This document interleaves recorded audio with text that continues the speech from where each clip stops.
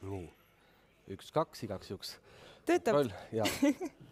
No nii, tere hommikust, head kuulajad, vaatajad. Minu nimi on Siim Angerpikk. Olen selline kauaaegne ELFi vabatahtlik olnud. Minu kõrval on Kelly. Tere. Et on siis tõesti 1. veebruar, küünlagu esimene päev. Meil on väga hea meel teid kõiki siin tervitada. Ükskõik, kas te olete siin saalis või vaatate meid veebi vahendusel. Ja miks me siia siis kogunenud oleme, siia Tartu Elektriteatri saali, et siis 2 päeva pidada konverentsi nimega Looduskaitse ja märgalade konverents, et selliseks looduskaitse teemade platvormiks see saab meil olema siis. Just, et täna on ELFi sünnipäev ja ELF sai nüüd 31 aastat vanaks. Ja sellepärast me olemegi täiesti juhuslikult sellel päeval siin ELFi konverentsil otsimaks vastust väga paljudele olulistele küsimustele. Näiteks, kuhu tüürib Eesti looduskaitse ja millised on head näited tasakaalust majandustegevuse ja loodushoiu vahel ja kuidas saab igaüks meist olla looduse vardja, looduse hoidja ja mida teevad Eestimaa inimesed looduses viibides. Ma arvan, muidugi see ei ole juhus tegelikult, et see konverents on just 1. veebruaril Eestimaa Looduse Fondi sünnipäeval. Et võib ju meelde tuletada, et tõesti aasta 1991, siis 31 aastat tagasi oli see aeg, kui 41 tegusat inimest tulid kokku ja sellele organisatsioonile aluse panid. Et nende seas oli ju õige mitmeid tuntud biolooge, looduse uurijaid, looduse populariseerijaid, looduse inimesi kõige laiemas tähenduses ja ka muidu ühiskondlikult aktiivseid inimesi, kes siis ju nägid sellist vajadust, et luua selline valitsusväline ja sõltumatu vabaühendus, mis looduskaitse küsimustega tegeleks ja teeks seda siis ühelt poolt ekspertabi, parimat ekspertabi kaasates ja teiselt poolt siis ikkagi igaühe panust arvestades. Ja neid teemasid muidugi on väga palju, millega tegeleda, nii et eks see on ka põhjus, miks me siin täna oleme. Ja meie konverents siis toimub 2 päeval, nagu öeldud, täna ja homme. Tänase päeva teemaks saab olema selline looduskaitse küsimused kõige laiemas vaates, see, kuidas siis innustada ja motiveerida looduskaitset ühiskonnas, pigem ikkagi positiivselt ja kaasavalt. Ja homme, mil on rahvusvaheline märgalade päev, siis räägime soodest, märgaladest, räägime nende väärtustest, hoidmisest, taastamisest. Et kes on asjaga kursis, teab, et Eestis on 6 aastat käinud üks päris suur soode taastamise projekt või tegulugu, nagu Eestimaa Looduse Fondist on selline sõna uuendus välja pakutud, et räägime sellest ja räägime ka märgalade armastamisest. Jah, ja mida ma tahtsin öelda, et hea juhus on küll see, et rahvusvaheline märgalade päev on päev pärast ELFi sünnipäeva. Aga räägime väga palju täna ka konfliktidest ja me räägime konfliktidest loodusressursside pärast, mis on paratamatud, sest meil ongi ju erinevad huvid, aga me peaksime rõhuma sellele, et konfliktid on lahendatavad ja ka juriidilisi debatte ei tohiks karta. Ja me tahame, et konverentsi 2 päeva lõpuks tunneksid inimesed end inspireerituna uutest looduskaitse võimalustest, mitte ei tunneks ennast ahistatuna piirangute pärast, mida mõnikord võib juhtuda. Ehk siis see kõik, mida siin nüüd kuulma ja vaatama hakkame, on korraldatud sellises lootuses ja usus, et ehk on ikkagi loodust võimalik kaitsta kaasavamalt kui sellises keeldude ja käskude süsteemis, millena see võib praegusel hetkel vahel tunduda. Ja selles usus, et sellel kaitsel on laiem ühiskondlik toetus just siis, kui on rakendatud kaasavaid protsesse nende asjade korraldamisel. Aga kuna loodus ja loodusteadused, loodus ise on ju oma toimimiselt üsna keerukas nähtus ja loodusteadused seda seletavana, seda enam siis on ju vaja nendest süsteemidest aru saada ja selleks üks hea variant on selline kodanikuteadus, harrastusteadus ja inimeste kaasamine, et sellest saab ühes meie teemaplokis ilusti juttu olema. Nii et kui tänase päeva teemast sai räägitud, siis võib veel märkida ära ka selle, et konverents nagu ikka toimub plokkidena ja igal sellel plokil on justkui üks selline ühisnimetaja täna või selline laiem teema, et võime ka need läbi käia, et õige pea siis esimene teemaplokk, mille esinejaid siia ette ootame, et selle märksõnaks võiks olla siis motivatsioon või innustamine, õhina tekitamine, kuidas teha nii, et looduskaitse oleks kõikide oma ja milline see kaasava looduskaitse visioon võiks olla. Siis pärast väikest pausi räägime kaasamisest ja osalemisest juba siis päris konkreetsete näidete varal, kodanikuteadusest ja inimese looduses liikumisest. Ja see tänase päeva viimane plokk, võib-olla kõige keerukam, millele Kelly juba vihjas, siis omandi küsimused ja õiguslikud küsimused, ehk siis kelle oma on loodus, kui ta üldse kellegi oma on. Vaatame sellele küsimusele otsa siis sellest vaatepunktist, mida tähendab Natura 2000, siis üle-euroopaline kaitsealade võrgustik, mis endaga tihti selliseid õiguslikke sasimontraid kaasa on toonud, et mis nende konfliktidega siis ikkagi peale hakata. Et selline lühike ülevaade siis sellest, mis meid ees ootab. Ja kuna kaasamine on meile oluline, siis teeme nii, et täna ei ole nii, et ühed räägivad ja teised kuulavad. Te olete oodatud 2 päeval andma oma panust meie ühise tervikpildi loomisse.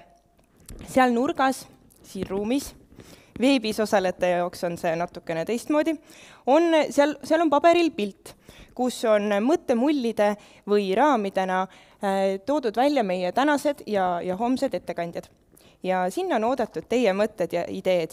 Need, kes on siin saalis, võiksid võtta märkmepaberid, oma mõtted ja ideed sinna peale kribada ja pauside ajal saate need sinna vastava ettekandja alla panna. Ja veebis osalejad saavad kirjutada oma taipamised kommentaaridena ja korraldajad organiseerivad teie mõtted sinna samasse tahvlile. Olge head ja teeme meie ühise õppimise nähtavaks. Ja ma arvan, et Kati, kes on selle siis ürituse eest justkui vastutav ja seda kureeriv inimene, et kui teil ei tule head võib-olla mõtet, mida kirjutada, see võib ju olla visuaalne, te võite joonistada ka pildi, aga mingisugune selline täiendav info on tore, sest see annab võib-olla pärast hoopis teistmoodi pildi sellest või sellise laiema pildi sellest, kuidas siis see konverents ka vaatajate ja kuulajate jaoks on olnud.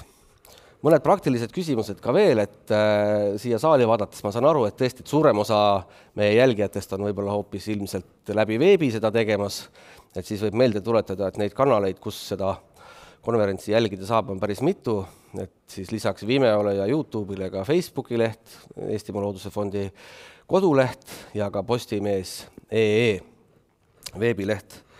Ja nüüd nendel kanalitel, kus on olemas kommentaaride võimalus, on seda võimalik ka kasutada just selleks, et vaatame, kuidas meil ajakavas püsimisega õnnestub, et kui meil jääb aega küsimusteks, siis me saame ikkagi ettekandjatele ka küsimusi esitada ja mitte ainult siit koha pealt, vaid ka veebiteel. Ehk siis, kui teil tekib märkusi ja küsimusi esinejatele, siis võite need sinna kommentaaridesse üles kirjutada. Ja nüüd esinejatele endile selline meeldetuletus, jah, et kui ajagraafikust püsimisest juttu oli, et siis siin teie ees oleval monitoril on selline väikene kell ka, mis seda ajas püsimist näitab, aga kui läheb ikkagi inspiratsioon väga suureks ja see meelde ei tule, et siis siin ees on meil inimene, kes näitab ka sellist ajakaarti, et kui nüüd on ikkagi ainult minut jäänud, et siis võib siit silmanurgast märgata, et üks punane kaart sinna üles kerkib. Vaat nii. Aga nüüd. Ma tahtsin sellise märkuse veel öelda ilmselt kogu selle 2 päeva kohta ja tänase kohta eriti, et looduskaitse on ikkagi selline asi, et loodust kaitseb inimene enne kõike ju inimese enda eest, nii et mul on tunne, et tegelikult looduskaitsest rääkides me väga palju räägime ikkagi inimesest, et mul on ka tunne, et tänasel päeval tegelikult me päris palju räägime inimestest. Ja inimestest rääkides, ma arvan, et on aeg konverentsi ametlikuks avamiseks paluda siia kirjanik ja ELFi nõukogu liige Jan Kaus. Ning kuna on ka ELFi sünnipäev, annab Jan välja samuti selle aastase noore looduskaitse auhinna laureaadi. Ja ole hea, Jan Kaus.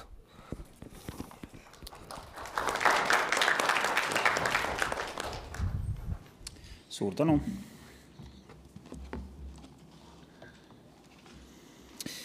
Tervist. Sissejuhatuseks üks mõne aasta tagune kummaline kogemus.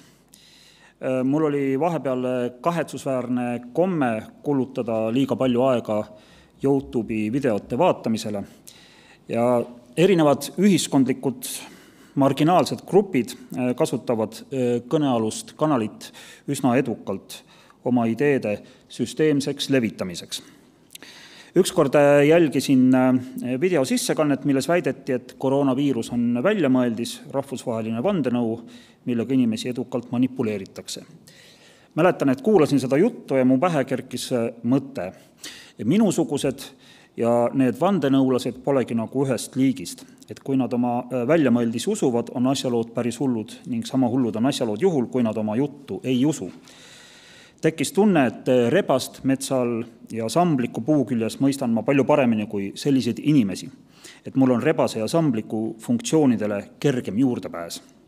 Ja kujutage ette, 2-3 minutit hiljem kasutas vandenõulane täpselt sama sõnastust, kuidas talle tundub, et need inimesed, kes peavad koroonaviirust reaalseks haiguseks, polegi temaga nagu samast liigist. See iseenesest kõrvaline kokkusattumus tundub mulle aga laiemalt kõnekas. See on nagu demokraatia pähklikoores. Mida ma siis silmas pean? No, demokraatiat võib pidada iseduse kunstiks. See on praktika, mis võimaldab harjutada pidevalt igapäevast iseolemist, moodsalt öeldes iseendaks saamist. Ent iseduse muudab ühtaegu huvitavaks ja probleemseks tõsiasi, et see pole ühtne. Õieti eeldabki iseduse sotsiaalne olemus ühtsuse puudumist. Minu isedus ja sinu isedus on erinevad. Inimeste kogemused ei kattu, nii nagu ei kattu nende asetumine ruumis. Ning just ühtse asetuse puudumisest tuleneb ka tõsiasi, et kogemused ei kattu kunagi täies mahus.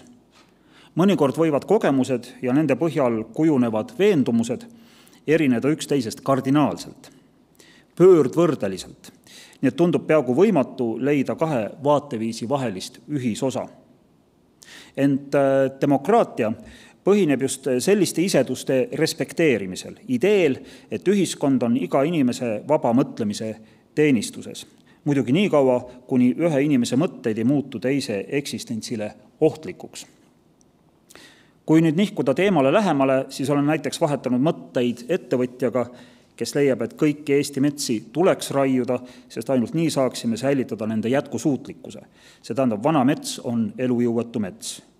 Kuulasin teda ja sain aru, et ta usub täiesti siiralt, et selline regulaarne ja totaalne metsauuendus oleks tema meelest keskkonnale kasulik. Siit tekibki küsimus, kuidas tuvastada sellises iseduste paljususes ühisosa? Enamgi, kuidas seda otsida? Mis on ühist tulihingelisel konservatiivil ja tulihingelisel liberaalil? Mis ühendab inimest, kes näeb metsas puitu ning inimest, kes näeb iga puud kui unikaalset, kordumatut organismi? Vastuse leidmine on raske, kui mitte võimatu, aga see ei tähenda, et seda ei tasuks otsida. Püüan alustada vastusele liginemist sellesama iseduse kontseptsiooni kaudu. Mu meelest on iseolemisega seotud probleemidest kõige suurem see, mis eraldab iseduse osadusest. Eraldamine tuleb vähemalt mingil määral osaduse kontsentrilisest loomusest. On selge, et ükski isedus ei asu vaakumis. Iga üks on mina ise kellegi suhtes. Neid suhteid on palju, aga kuna me tajume füüsilist keskkonda ruumina, mida täidavad kindla massiga samaaegsed, ent üksteisest selgelt eristunud kehad, siis oleme me harjunud liginema suhetele objektide, mitte objektidele suhete kaudu. Seega samastame me oma isedust omaenda kehaga, mille juurde kuulub muidugi ka iseduse põhjus, kesknärvisüsteem, teadvus. Omet on igal isedusel vaja mingeid osaduse vorme ning sageli leiab neid inimese elust rohkem kui ühe. Nagu mainisin, võib osaduste jaotumist vaadelda kontsentriliselt, alustades esmasest, paratamatust osaduse väljendusest, perekonnast. Ent on selge, et inimesed vajavad ka laiema haardega sotsiaalseid osadusi, liitumisi mingite huvigruppidega, sarnase mõtteviisiga iseduste ühendusi, kogukondlikkuse kogemust. Näiteks poliitilisi erakondi võib pidada laiema sotsiaalse osadusootuse eriti tugevalt institutsionaliseerunud vormideks. Loomulikult vajavad inimesed sageli veelgi laiemaid osaduskogemusi. Siin tulevad mängu näiteks perekondlikud, rahvuslikud või riiklikud hoiakud. Ent osadustunne võib ulatuda ka üle rahvuse ja riigi piiride. Näiteks feministlik osadustunne põhineb soolisel ühendamissoovil, mida pole raske kogeda ükskõik millises maailmanurgas. Üks selliseid laiemate piiridega osadusvajadusi on ka keskkondlik mõtlemine, kusjuures ulatub eriti kaugele, sest väljub mitte ainult mingi piirkonna, rahvuse või riigi, vaid ka liigi piiridest. Sellises mõtteviisis, kus osadus on põhimõtteliselt totaalne, iga eluvormi kaasav, näen ma väga suurt potentsiaali. Kui poliitilises, eriti parteipoliitilises praktikas seatakse üks osadus väga selgelt ja rangelt teiste osaduste vastu, seda küll vastavalt vajadusele, aga vastamise seadmise vajadus ise on püsiv, siis keskkondliku mõtlemise potentsiaal sisaldab hoiakut, milles ei mõelda tegelikult mitte kellegi vastu, vaid kõigi poolt. Ei võidelda ühegi osaduskooslusega, vaid võideldakse kõigi koosluste eest. Osoonikihti vajavad kõik, ka need, kelle tegevus seda ohustab. Tõsi, sellise väite manifesteerimine võib anda keskkondliku osadustunde suhtes kriitilistele inimestele võimaluse väita, et tegu on teatud sorti ohtliku determinismiga, mida pole kohatu võrrelda erinevate totalitaristlike väljendusviisidega. Kuulutas ju natsism etnilist determinismi ja kommunism seisuslikku determinismi. Ent sellele saab omakorda vastu väita, et keskkondlik mõtlemine ei tee muud, kui laiendab demokraatliku iseduse ideaali, suurendab selle osadus välja. Demokraatia pole selles vaateviisis enam vaid inimeste asi. Demokraatia praeguses arenguvaasis ulatuvad õigused küll inimesteni, aga mitte paljude teiste eluvormideni, mille suhtes võivad inimesed rakendada lausa totalitaarseid valitsemisviise. Siin võib mõelda kas või loomaliha tööstuslikule tootmisele. Demokraatiast kui liigiülesest või liikide vahelisest tendentsist on kirjutanud väga selgelt Peter Singer, tsiteerin. Põhielementi, milleks on olendi huvide arvestamine olenevalt nende huvide olemusest, tuleks võrdsuse põhimõtte järgi laiendada kõikidele olenditele, mustadele ja valgetele, meestele ja naistele, inimestele ja mitte inimestele. Tsitaadi lõpp. Muidugi võib sellinegi lause paista täissuguse isedusfookusega inimestele ilmselge liialdusena, võib-olla isegi rumaluse või lausa hullumeelsusena, nagu võib paista paarisaja aasta pärast hullumeelsusena tõsiasi, et inimesed sõid tööstuslikes kogustes teiste elusolendite liha. Mida sellises vastamise asetuses teha? Mina ei oska selles küsimuses teisi inimesi õpetada, sest ma ise õpin igapäevaselt elamist ja tulin seda ka siia õppima. Pealegi tundub kahtlane õpetada teisi lendama, kui endal on pidev oht siledal maal käpuli käia. Ent mul on paar isiklikku praktikat, mida püüan ettevaatlikult, kuid järjekindlalt oma enda elus järgida. Üks neist on ühisosa otsimine. Teisisõnu, kahe iseduse vahelises interaktsioonis saab keskenduda laias laastus kas iseduse kehtestamisele või osaduse otsingule. Vestluse eesmärk võib olla kahe osapoole erineva vaateviisi kindlustamine või vastupidi, nende avamine. Ma eelistan teist varianti. Näiteks keskkondlikes aruteludes saaks ühisos otsing alata küsimusest näiteks, kas taim elab. Praegune tervemõistuslik vastus võiks kõlada nii, et eks ta elab küll, aga mitte nii nagu inimene, millest omakorda võib tuleneda mõtteviis, et näiteks taimede või kalade elu pole sama väärtuslik kui inimelu. Siit saaks küsida edasi, uurida, millised näiteks on taime ja inimese elu erinevused ning pakkuda välja oma argumente. Pole raske väita, et taimedel on võimed, mis inimestel puuduvad. Et kui lõigata inimesel sõrm otsast, ei kasva talle uut sõrme ning ära lõigatud sõrme külge ei kasva ka uut inimest. Selline sõnastus võib ajada esmapilgul naerma, ent ei vähenda väite paikapidavust. Inglise mõtleja Timothy Morton kirjutab oma raamatus Humankind väga tabavalt, et läänelik meelelaad on tardunud pidama mõistmist inimlikuks. See tähendab mõistmine, kui üks põhilisi osaduse loomise vahendeid ei ulatu inimkonnast kaugemale. Ometi eksisteerivad ka mitteinimlikud mõistmismoodused nagu hõõrumine või hõõrdumine, kinnitumine, hõljumine, lakkumine ja nii edasi. See mõtteviis tundub tasapisi, ent järjekindlalt levivat ja on mõistetav, et paljudel inimestel on sellega raske harjuda ning harjumine nõuab aega. Siit tuleneb keskkondliku osadusotsingu ühisosa taotluse teine suur potentsiaal, seoste keskne mõtlemine. Tundub, et teaduste, nii teoreetilise füüsika kui bioloogia, arengu ja avastustega kaasneb üha suurem vajadus nihutada fookus objektikeskselt mõtlemiselt vaateviisini, milles interaktsioonid määratlevad objekte samal moel või rohkemgi kui objektid interaktsioone. Me vaid paistame olevat Staatilised kindla massiga objektid, see tähendab kindel mass ja selge piiritletus moodustavad vaid osa iga inimorganismi olemusest. Üha selgemaks paistab saavat see, kuidas inimene on organismide vahelise võrgustiku üks sõlmpunkte, piisk eksistentsi ookeanis. Nii et kui laenata korraks siinse lühikese sõnavõttu keskseid mõisteid, võib öelda, et isedus on osadus. Et see tähendab, isedus vormub, tekib ja muundub osadustes, osadusena. Miks peetakse näiteks inimese sündi traumaks? Sest ta eraldub täielikust osadusest, millest ta muutus küll aegamisi üha rohkem endaks, eraldi organismiks teise organismi sees, aga ometi jäi ta muutumise käigus teise organismi osaks. Tema isedus eksisteeris osaduses. Üsa oli tema osa ning tema oli üsa osa. Psühholoogias pole kummaline väita, et seda osadust, millest meid sündides ilma jäetakse, otsime me kogu oma teadliku iseduse aja. Ent tundub, et just iseduse tekkimine osaduse kaudu on see, mis ühendab kõiksuse kõiki tasandeid. Me lihtsalt oleme harjunud pidama klaasi, millest oleme vedelikku ära joonud tühjaks. Olgugi, et see on täidetud õhuga, selle sama õhuga, mida me hingame ja ilma milleta ei oleks me võimelised näiteks mõtlema, et meie elu eesmärk on saada iseendaks, olla oma ise olemises täiesti sõltumatu. Ma ei soovi nüüd öelda, et täieliku iseduse mõte on alati või täielikult vale. Tahan öelda, et just suhtlus loomade ja taimedega on mulle õpetanud, et mu isedus pole vastuolus mu osadusega. Bioloogias nimetatakse seda liigirikkuseks. Minu teistsugusus on omamoodi teist suguluus. Seega ei saa ma olla täielikult eraldunud ei lamedamaa mehest ega aianurgas kasvavast kõrrelisest. Mul oleks parem jätta neile mõlemale nende oma ruum ja ülejäänud ruumi nendega jagada. See argument, ühisosa paratamatus, on mu lähtekoht ühisosa otsinguil.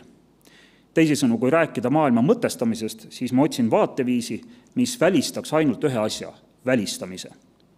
Kui asetada see argument tänase konverentsi konteksti, siis võib öelda umbes nii. Ka kõige karmim puiduärimees mõistab, et pole hea olla välistatud, olla keskkonnast ära lõigatud, olla oma isedusega täiesti üksi, ilma igasuguse osaduseta.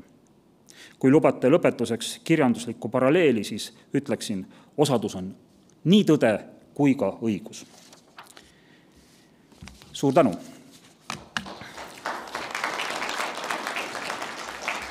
Nii. Nüüd oma sissejuhatava sõnavõttu väljajuhatuseks on mul rõõm teha teatavaks üks meeldiv uudis. Nimelt siis kuulutada välja noore looduskaitsja auhind. Nimetatud tunnustust annab Eestimaa Looduse fond välja alates 2005. aastast, nii et sel korral selgitati auhind välja 16. korda. Auhinna pälvib sel korral inimene, kelle südameasjaks on saanud samblikud. Ta on pühendanud oma teadustöö samblike uurimisele, samas pole ta selle kõrval või võib-olla just selle tõttu unustanud panustada teaduse ning looduse laiemasse populariseerimisse. Möödunud aastal oli ta algatuse tähelepanu valmis olla samblik üks eestkõnelejaid. 2021. aasta noore looduskaitsja auhinna pälvib Tartu Ülikooli samblikuteadlane Polina Tektjarenko. Palun ta siia.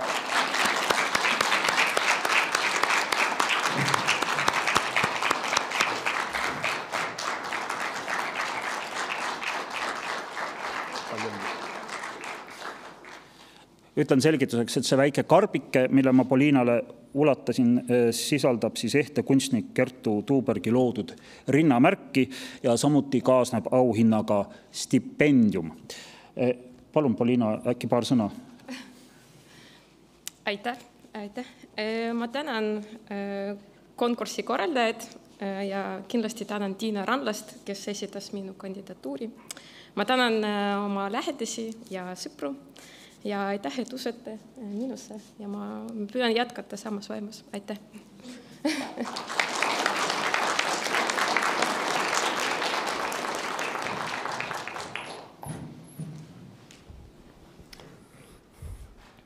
Aitäh Jan Kausile selle suurepärase virgutava ettekande eest või mõtiskluse eest võiks öelda vist, mis kuidagi jäin mõtlema seda kuulates, et õige mitu korda on räägitud sellest, et võib-olla Eesti selline algupärane filosoofiline panus mingil hetkel võinuski olla tegelikult loodusest mõtlemine ja kui Jan Kaus lõpetas siin viitega tõele ja õigusele, ehk siis saame aru ka kohe Tammsaare seosest, siis ka Tammsaaret on ju sellisena nähtud loodusest mõtlevana ja tuleb muidugi meelde selle iseduse ja osaduse teemaga veel see, et eks see kõik hakkab kuskilt varakult ja lihtsalt peale, et ega selleks, et jõuda tõe ja õiguse mõõtu teoseni, tuleb ikkagi alustada väikestest asjadest, et minu meelest Tammsaare koolipõlve selliste vähetuntud kirjatükikeste hulka kuulub üks luuletus, kus on umbes sellised read, et mul meeldib kõrge Vällamägi, kus saan ma ringi vaadata, mul meeldib Sääse parmuvägi, mis soodel liigub hulgana või midagi sellist, et kultuuri ja looduse seosed on ikkagi ilmsed ja Jaan Eilartile ju meeldis ikkagi väga toonitada seda looduskaitse kui kultuuri osadust, nii et ma arvan, et need teemad saavad meil kohe siin jutuks ka tulema, kui me seda esimest plokki oleme alustamas, kus heidame siis pilgu inimeste kaasamisse looduskaitsesse ja sellele, kuidas ikkagi leida neid tiivustavaid ja väestavaid lahendusi nendele, mitte konfliktile, aga sellele vastuolule, mis vahel võib olla, et selliste kohalike inimeste arusaamiste, unistuste ja siis loodusteadlike teadmiste vahel, et kuidas siis teha nii, et nendest kaitsealadest ei kujuneks mitte vastandumiste, vaid ikkagi hoopis koostöö ja sünergia leidmise kohad. Konverentsi esimeseks ettekandeks saavad sõna Tartu Ülikooli analüütik Maie Kiisel ja ELFi looduskaitse ekspert Silvia Lotman. Nende ettekanne kuulamise rollist looduskaitses viib meid tagasi viimase 4 aasta jooksul projekti Natura 2000 kommunikatsioon Eestis Naturali Est Life raames analüüsitud looduskaitse konfliktide radadele ja märkamistele, kuidas tänane reeglite ja seaduste keskne looduskaitse saaks liikuda hoopiski suurema kaasamise suunas. Palun.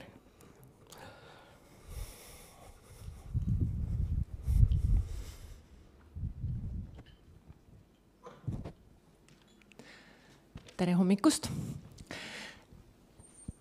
Me toome oma arutelu algusest teid ajas tagasi. Tüki 15 aastat tagasi, kui võeti vastu Eesti ja Euroopa looduse jaoks tähtis otsus rajada Natura võrgustik.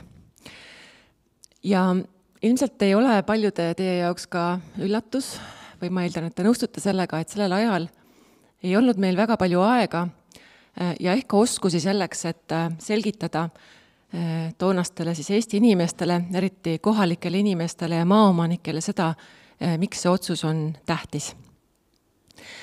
Ja eks neid inimeste selliseid mitte ärakuulamise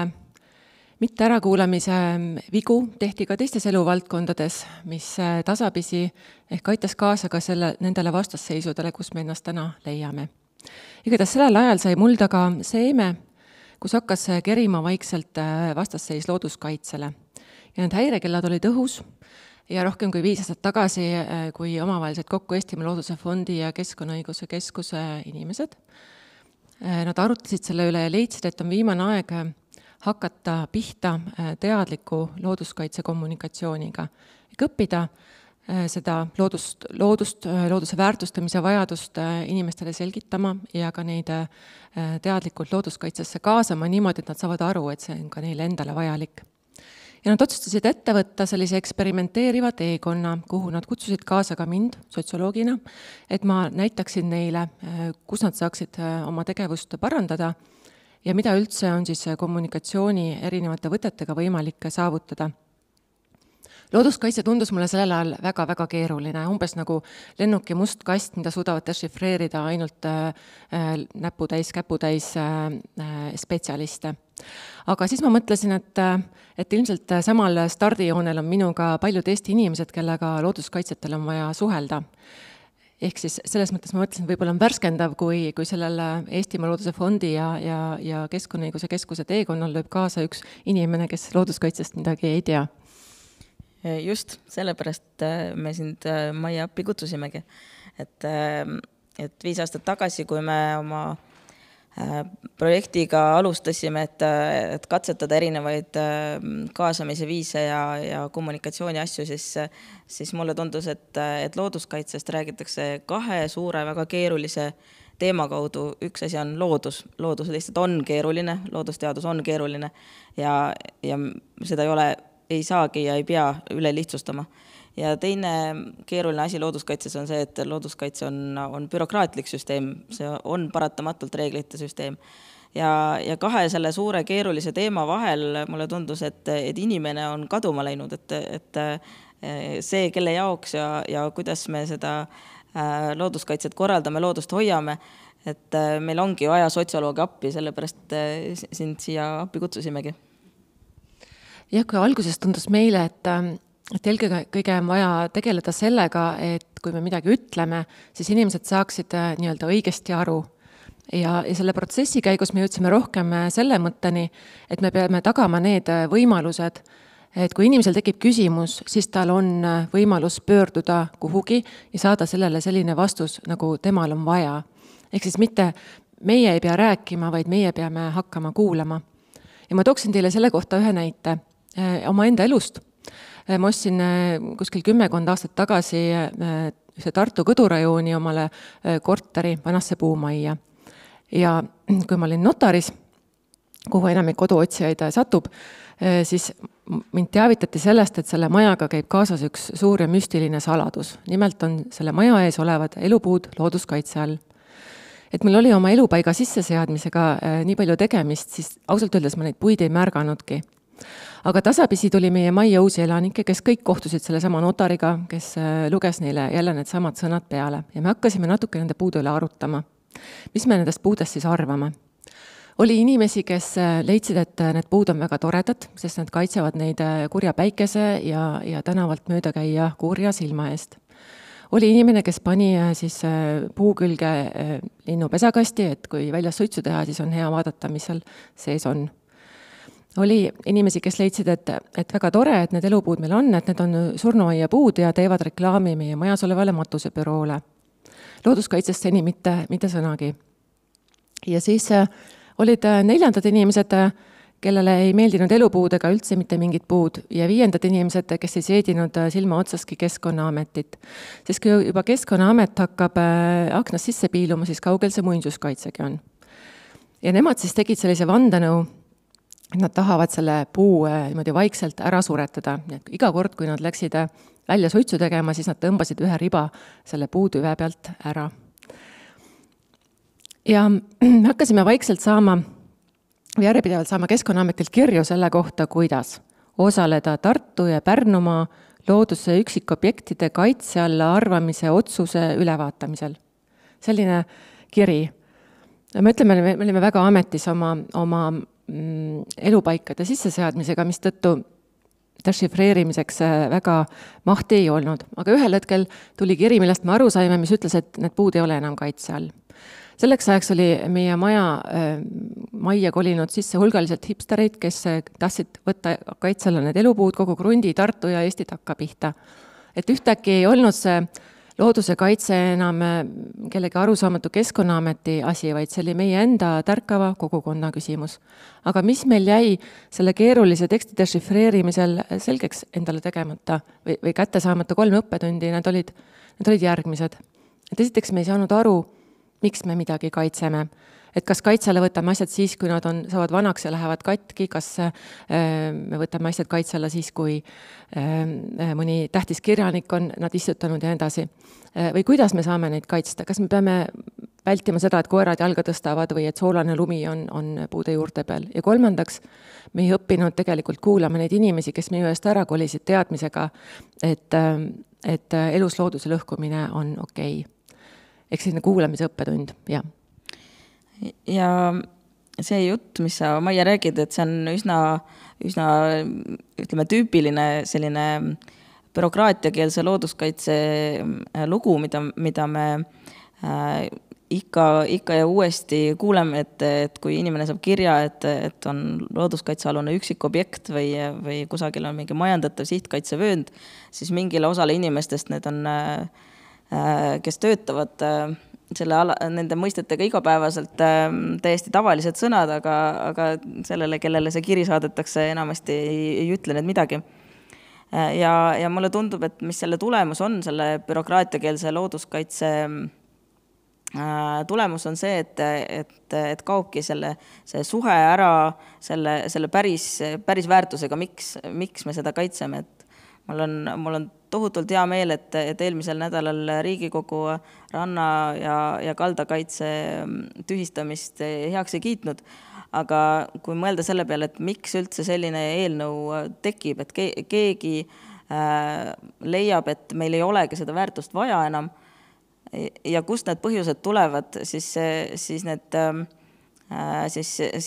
kui vaadata nende inimeste lugude sisse, mida teeb üks inimene, kelle maa peal on kaitstav üksikobjekt või majandatav sihtkaitsevöönd ja kui ta saab selliseid kirju, mingeid kohustusi, mingeid keelde käske, siis me oleme täiesti ära unustanud selle osa, et me peame seda mõtestama, pidevalt kogu aeg nagu rõõmu ja motivatsiooniga täitma seda, et miks on meile tore, miks me tahame seda kaitsta, et meil on midagi kaitse all. See on hästi huvitav, et looduskaitsjad sageli ütlevad, et see taim võiks seal omaette olla või see elupaik, et kaitse ongi see, et me mitte midagi ei tee. Paradoksaalselt selleks, et inimene saaks aru, et ta midagi kaitseb, et peab midagi aktiivselt tegema, et kas ta peab tegema neid palverännakuid selle käpalise elupaika või ta peab kas või kellegagi vaidlema selle üle, kas nüüd niitamuru või mitte või kas uuendusraie või turberaie või siis kas või õpib selle vigatiga niitmise selgeks, et siis ta tunneb, et ta alles kaitseb ja siis muutub see kaitstav objekt tema jaoks kuidagi tähenduslikuks või vastuvõetavaks. Ja mõned asjad lihtsalt paratamatult, et kui nahkhiir on talvituma läinud kuhugi koopasse, siis sinna ei peaks minema teda segama, aga see ei tähenda seda, et kõik kohad, kus midagi on looduskaitse all, sinna ei tohi minna, et enamik kohti on sellised, kus me just peaksime käima, mida me peaksime rohkem püüdma mõtestada, sisustada kaitsealuseid maastikke, miks nad on meil kaitse all. Ma vaatan murega, kuidas me oleme küll ühiskonnana teinud selle sammu edasi, et me oleme hakanud aru saama, et põlevkivi ei ole tuleviku kütus, et me peame millegi muuga energiat saama. Aga selle jaoks, et meil tekiks taastuvenergia lahendused, peame me kuhugi panema väga suured maastikumuutused, kuhugi peavad tekkima päikesepaneelid, kuhugi peavad tulema tuulepargid ja seda saab teha selliseid otsuseid kaasavalt ainult niimoodi, et inimestega koos ise et ka need, keda kaasatakse, on selle otsuse osad. Mitte ei ole kaasamine see, et sa lähed kohale ja ütled, et meil on selline plaan, mida te arvate, vaid see plaan mõeldakse koos välja ja maastikku mõtestatakse koos. Et need pargid tulevad praegu jälle nagu piirangutena. Kui ma teen poliitikauuringuid ka teistes valdkondades, siis ma näen alati, et iga piirang on jällegi kellelegi võimalus. Et kas me looduskaitses saaks ka rohkem niimoodi mõelda? Ja minu ideaal ettekujutus looduskaitsest ongi selline, et igas kohas seal on oma eripärad ja eripärad mingil määral on alati piirangutena tõlgendatavad, aga et igas kohas koha peal kohaliku valla või linnaosa tasemel inimesed on kogu aeg kaasatud ja ettevõtjad kogu aeg mõtlevad selle peale, kuidas me saame oma eripära, oma piiranguid enda ettevõtluse kasuks keelata. No kindlasti vajavad need ettevõtted ka mingisugust toetust, aga näiteks kui me helistasime mõned aastad tagasi omavalitsustesse, kus tehti arengukavasid ja küsisime nende käest, et mis teil sinna looduskaitsealadele plaanis on, siis vastuseks oli, et mis mõttes looduskaitsealadele. Need on ju alad, kus ei tohi mitte midagi teha. Muidugi meil pole sinna mitte midagi plaanis. Ja, täpselt. See on üks minu arust väga suur selline süsteemne probleem Eestis, et omavalitsuste jaoks looduskaitseala on tühi valge koht, kus ainult riik keelab ja käseb, et see on selline ideaal, kuhu me võiksime liikuda ja mõned sellised väikesed, väga toredad näited tegelikult on, kus kohalik omavalitsus, kohalikud ettevõtjad ja kogukonnad võtavad aktiivselt midagi toredat ette, näiteks eelmisel kevadel, kui oli invasiivsete võõrtigude takistamiseks vaja midagi ette võtta, siis Sakus võttis kohalik õlletehas ja omavalitsus võtsid kokku ja tegid õllest lõksud ja püüdsid nendega kinni tigusid, kes ei läinud siis aedadesse inimeste aedu rüüstama, et nii looduskaitse kui kohalike inimeste kui ka ettevõtjate kõikide ühine panus. Ehk siis seda loovust on juba ka näha, aga ma kardan, et see on nii keeruline, et see sureb välja. Neid loovaid inimesi on meil ju väga vähe, et 1-2% populatsioonist on sellised, kes on valmis tegema midagi sellist, mida keegi teine ei ole eest teinud. Et kui meil on praegu kuskil 600 tšaaga kasvatajat või istutajat, et siis see, kes selle meetodi välja töötas, oli võrdlemisi üksildane. Et mida me saaksime teha, et selliseid algatusi, mis looduskaitsega sobivad, rohkem toetada või ellu kutsuda? Me peaksime looduskaitsest mõtlema mitte kui ametkonna kesksest tegevusest, vaid millestki, millesse tegelikult on meil on väga palju inimesi või peaaegu kõik eestlased ja eestimaalased ju mõtlevad sellele, et meie loodus on meile väärtuslik.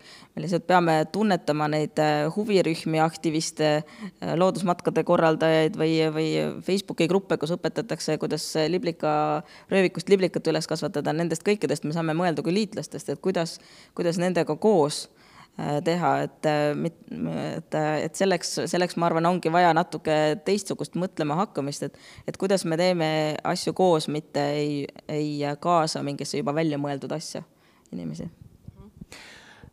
Ma võiksin öelda, et need õppetunnid, mis me saime, olid sellel teekonnal kokkuvõtlikult järgmised. Et kõigepealt me peaksime rohkem kuulama neid inimesi, keda me tahame, kelle aktiivset panust looduskaitsesse me soovime saada. Ehk siis me mõistame, mis on nende jaoks tähtis ja millest nemad oma küsimustega pihta hakkavad. Ja seejärel otsima nendega koos lahendusi ja lahenduste otsimisse siis kaasama selliseid leiutajaid, kes julgevad kastist välja mõelda ja kellega sageli ei ole lihtne toime tulla. Ja teiselt poolt siis kõikvõimalikke spetsialiste on siis nad tõesti antropoloogid või arhitektid või süsteemidisainerid ja nendega koos siis edasi minema. Aga mis seal juures kindlasti kõige tähtsam on see, et oled sa ametnik või vabatahtlik või sa töötad mõnes vabaühenduses looduskaitse vallas, siis see muutus algab ikkagi nendest inimestest, kes looduskaitses töötavad. Et me peame alustama sellest, et me leiame piisavalt aega ja ressurssi nendele inimestele, et me treenime ennast välja tegutsema niimoodi, et kui me tabavad ootamatud olukorrad, et siis me ei loo kellegagi konflikte. Ja me peame tagama, et meil on töörahu, sest muutused põhjustavad pingeid, konflikte ja selleks ette valmistudes on meile võimalik ka neid muutuseid paremini käima lükata. Ja selle jaoks, et oleks võimalik niimoodi teistmoodi mõelda, innovatiivsemalt ja loovamalt looduskaitsest mõelda. Me ka väga-väga ootame teie mõtteid nii sellele konverentsi kokkuvõtte visuaalile nii veebiteel kui ka siin samas saalis, et iga mõte, et mida vahvat võiks teha ja kuidas me ühist looduskaitset teeme, on väga oodatud.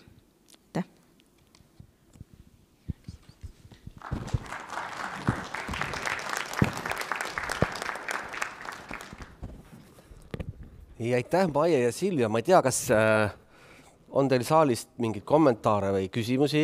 Maie, oota. On sul kingitus. Ja ma ei tea, abilised sealt veel, kas meil veebist on mingisuguseid? Aga ma ikkagi küsin siis ise mõne küsimus, meil on vist natuke aega veel on, et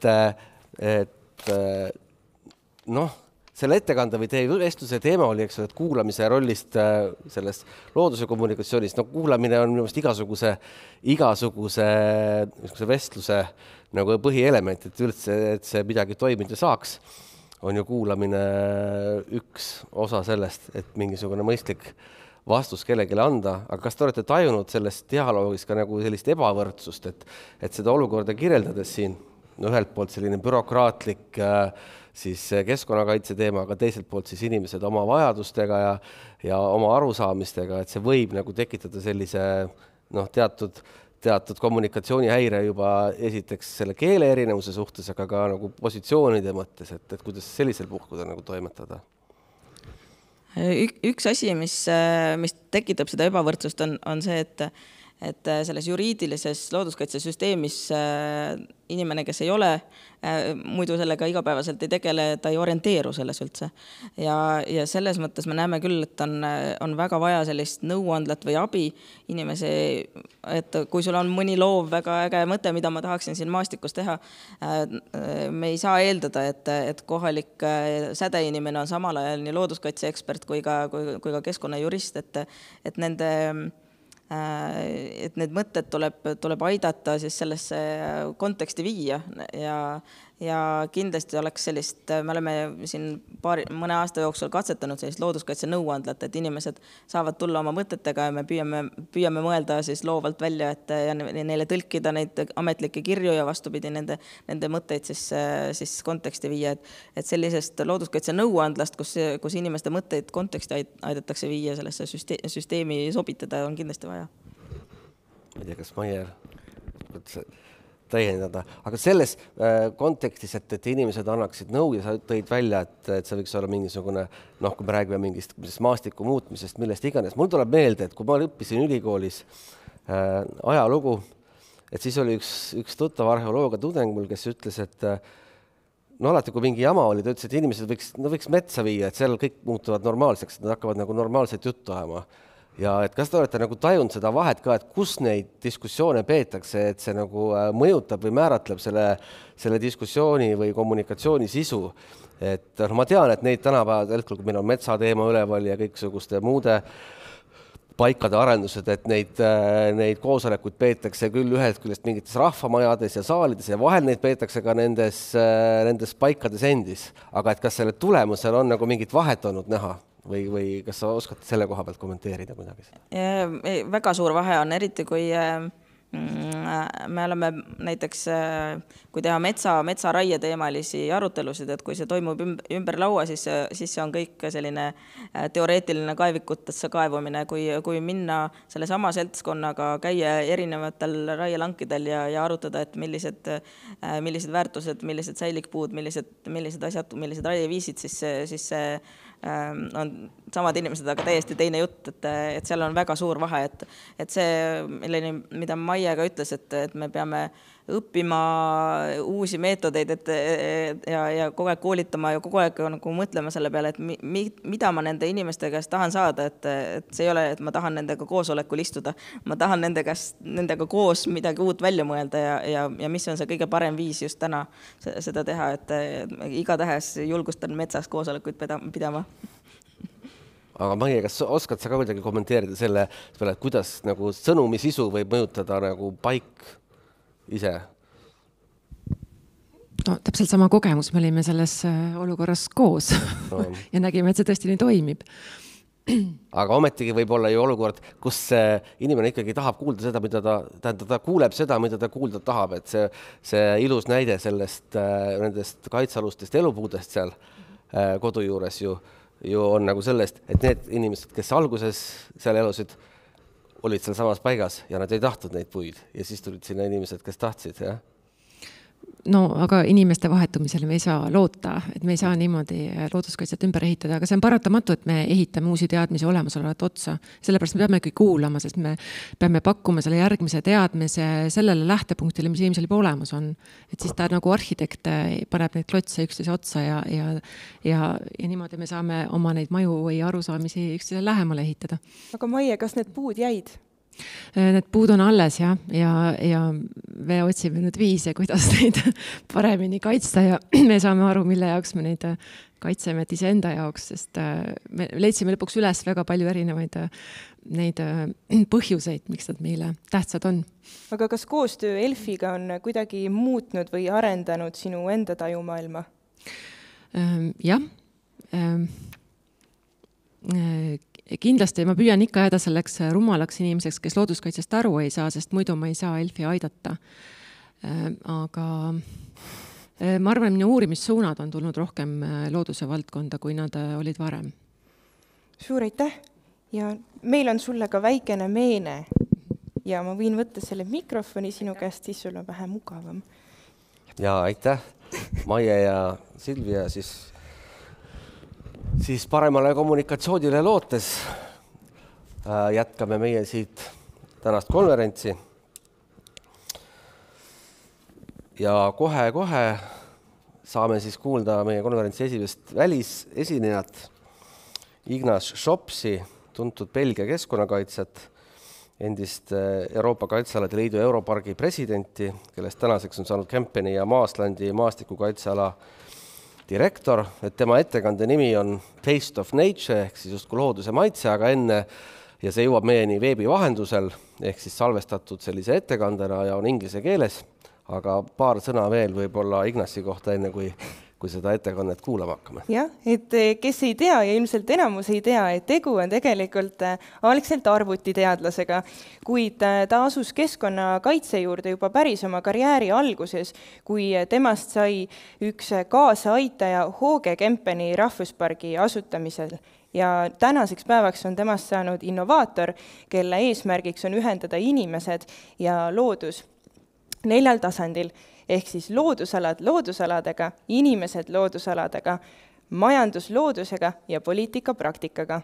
Nii et kuulame, mis siis Ignace meile räägib. Ja on siin mõned sellised tunnustused veel, võib tema puhul välja tuua. Ehk siis teada on, et Ignace'i mõttemudelit on mitmel pool maailmas siis inimeste ja looduskaitse ühendamiseks, kaitsealade asutamiseks ja loodusega kooskõlas olevate majandusmudelite käima tõmbamiseks kasutatud. Ta on saanud 2008. aastal Schops Goldmani auhinna, on valitud elurikkuse ja sotsiaalse ettevõtluse audirektoriks Hasselti ülikoolis ja 2013. aastal sai temast Al Gore'i kliimaliidrite nõukogu liige ja samal aastal annetas Belgia kuningas Philippe talle ka krooniordu liikme tiitli. Ja möödunud aastal on ta saanud oma tegevuse eest Etioni auhinna. Nii et selline päris kõvasti auhinnatud mees ja kuulame siis, mis tal meile öelda on. Taste of Nature.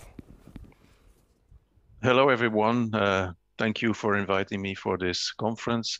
And I will talk to you for about 25 minutes, I think. And my title of my presentation is A Taste of Nature. So I'm a Belgian, so I know a lot of the Belgian nature, of course. But I could taste nature of many kinds, of many different varieties and many colors and many scents throughout Europe, because the past 7 years I was president of Europark Federation, the largest network for nature in Europe. And luckily, whenever we travel throughout Europe and maybe further away, we can see lots of beautiful different landscapes and a lot of natural heritage, beautiful nature we can still spot. And that's a good story, of course. And that's also giving a lot of people a good feeling.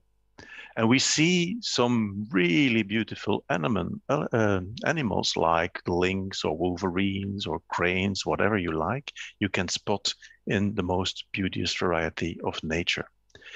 And you could say, if you look to the numbers, that some species are doing real well in Europe, like the European carnivores. They are increasing over the past decades. Like you see, we have now 17,000 approximately brown bears, and also even more than 2,200 wolverines. But yet there is another inconvenient truth, because we are losing our populations by 68% since 1970. So the vertebrates, the populations of vertebrate species are dropping. Scientists called it sometimes also a defaunation. It's not going that well, although we think sometimes that nature is doing well, it is not. If we look to the recent numbers of IPBES, you can compare that with the IPCC, the Intergovernmental Panel on Climate Change. So this is for biodiversity, the IPBES. You see in whatever group you look, if you look at the left-hand side of the graph, you see that for amphibians, 40% of all amphibians living on the planet are at risk of extinction. Wherever group you see that a lot of species are in trouble. And that's why also now Jane Goodall is saying 1 million species are in danger of extinction in this century.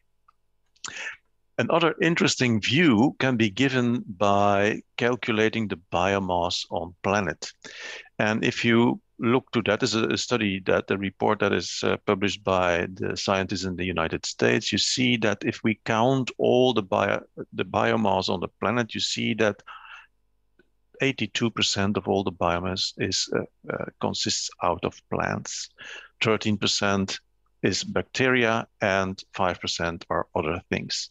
And then you see something incredible, that we as human beings, currently 7.9 billion people on Earth, are just 0.01% of all the biomass on Earth. So we are tiny little when it comes to biomass. But if we look to the mammals, then we see a completely different story. So if you take all the biomass of all the mammals on Earth, then you see that 60% of all the mammals are cattle, like cows and horses. 36% of all the mammals are human beings, and only, and I have to emphasize on that, only 4% are wild mammal animals. Same thing you see with birds. 70% of all the birds, the biomass of it, are birds, and they for laying chicken and flesh chickens, and just 30% of all the birds are wild birds.